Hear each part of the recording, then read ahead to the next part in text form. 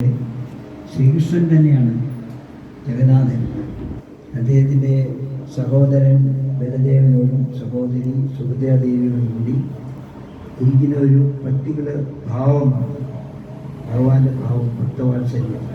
ഒരു ക്ഷേത്രത്തിലെ എല്ലാവരും കൂടെ നീക്കി ചെയ്തപ്പോഴേ വൃന്ദാവനത്തിൽ നിന്നും ആൾക്കാർ വന്നു, ദ്വാരകയിൽ നിന്നും.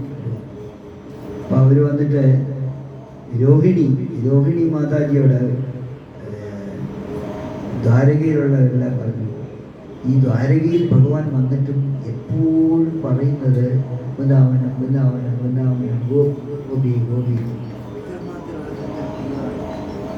നിങ്ങൾ ആ വൃന്ദാവനത്തിൽ ലീലയെപ്പറ്റിയൊന്നും പറഞ്ഞു തരാവുന്നില്ല. ടെൻ്റ് ഉണ്ടായിരുന്നു. ആ ടെൻറ്റിനകത്തിൽ എല്ലാവരും കൂടെ ഇരുന്നിട്ട് രോഹിണി വൃന്ദാവനത്തിൻ്റെ മഹിമ പറഞ്ഞു കൊടുക്കാൻ.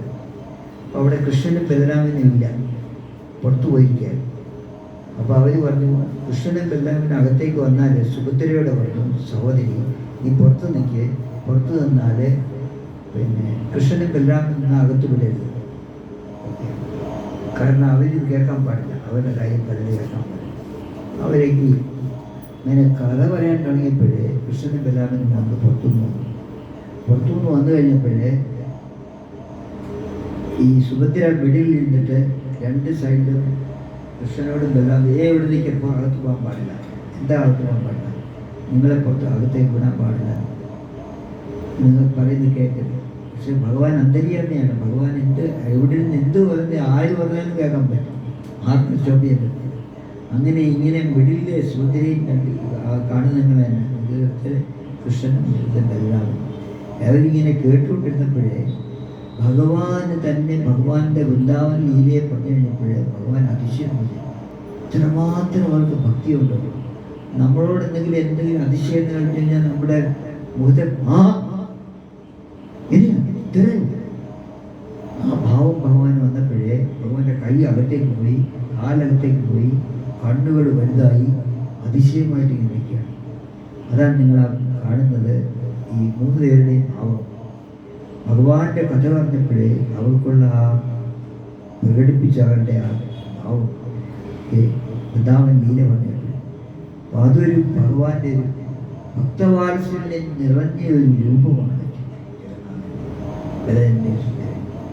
അപ്പോൾ നോക്കിക്കഴിഞ്ഞാൽ കണ്ണു വലുതാണ്, ഉള്ളി കണ്ണ്, കൈ അകത്തേക്ക്, കാലില്ല, എല്ലാം അകത്തേക്ക് പോയി ഭഗവാൻ.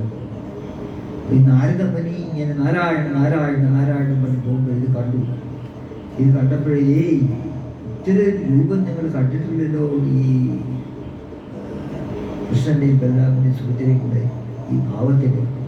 ഇതിൻ്റെ ഫോട്ടോ എടുത്തതേ, ഫോട്ടോ എടുത്തിട്ട് പറഞ്ഞ് ഇത്രയും ഭക്തവാത്സല്യ രൂപം. അത് പിന്നെ വേറെ കഥകൾ വന്നിട്ട് അങ്ങനെ ജഗന്നാഥപുരിയിൽ വന്നു, ബ്രഹ്മാവ് തന്നെ വന്നിട്ട് എന്നെ പ്രദർശിച്ചു, രാജാവിനെ അദ്ദേഹത്തിന് ആ രൂപം ഇന്ന് സ്ക്രിപ്ചർ വന്ന് കുത്തിക്കൊടുത്തു.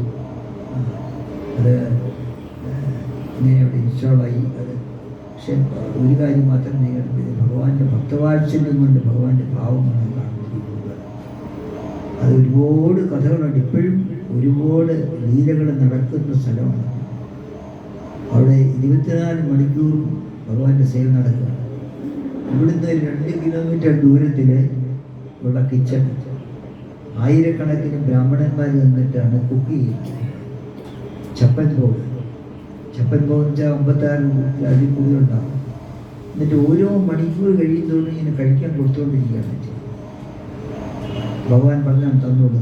എന്നിട്ട് അത് പുറത്ത് വന്നിട്ട് ആനന്ദ ബജാർ എന്ന് പറഞ്ഞ ബജാറുണ്ട്, മാർക്കറ്റ്, അവിടെ നമുക്കത് വാങ്ങിക്കാം, പ്രസാദം വാങ്ങിച്ച് വയ്ക്കാം. ജഗന്നാഥൻ്റെ പ്രസാദത്തിന് അത്ര മഹിമയാണ്.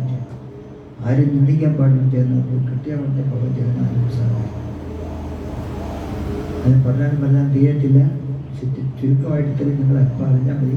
Time come. ഒരിക്കലും എനിക്കൊരാഗ്രഹമുണ്ട്, പന്തളത്ത് നമുക്ക് രഥയാത്ര ഈ രീതിയിൽ കൂടി നമുക്കൊരു രഥയാത്ര നടക്കട്ടെ. നടക്കും. ജഗന്നാഥൻ പ്രാർത്ഥിച്ചാൽ മതി. അതിനകത്ത് എല്ലാവരും വരും, അയ്യപ്പൻ വരും.